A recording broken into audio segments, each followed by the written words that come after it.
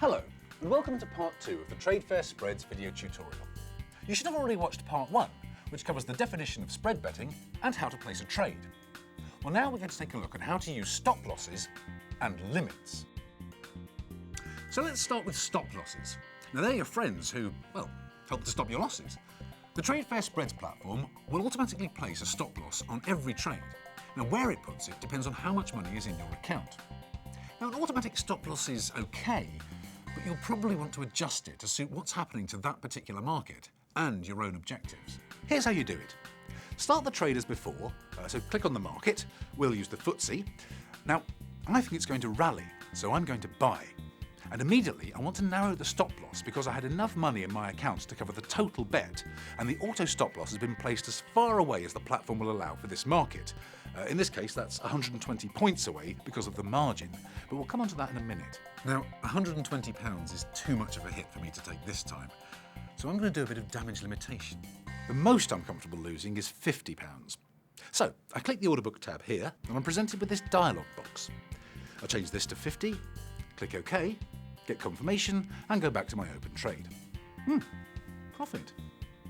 Now my entry point was here, so if the market dips below here, then my trade will be automatically stopped and I'll have lost no more than £50. Of course, it is important to remember that stop losses cannot be totally guaranteed. Okay, margin. Now margin is the amount of money you need deposited in your account to be able to participate in a trade. And that varies depending on each market. To find out the minimum and maximum margin before placing a trade, then just click on this little I button here and you'll get this dialog box. Here on the FTSE, the minimum margin is 30 and the maximum is 150. So if you wanted to stake £1 a point on this market, you would need at least £30 in your account to take part. If you wanted to stake £10 a point, you would need at least £300, and so on. You just multiply the minimum margin by your stake to find out how much you'd need. Now the maximum margin is the most in multiples of your stake that the platform will take by default. So if you had £300 in your account and you wanted to stake £1 a point, then the platform would only take a maximum margin of 150 if you didn't adjust your stop losses. By default, the automatic stop loss kicks in at 80% of the maximum margin. But remember, in some extreme cases, the stop loss won't be activated. So that's margin simply explained, but you might want to take a look at tradefair.com for a more in-depth view.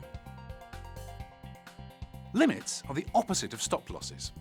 It's not that they stop you winning too much, it's more that pro traders will have an amount of profit in mind, and then when they reach that amount, they'll stop the trade. Why stop when you're winning? Well, because the market can turn against you, reducing your profits, and if the market moves against you dramatically, you could end up making a loss. So to wrap up, think about how much you're prepared to lose on a trade, but also decide what would constitute a reasonable win, and then set your stop losses and limit orders accordingly. Until next time, happy trading.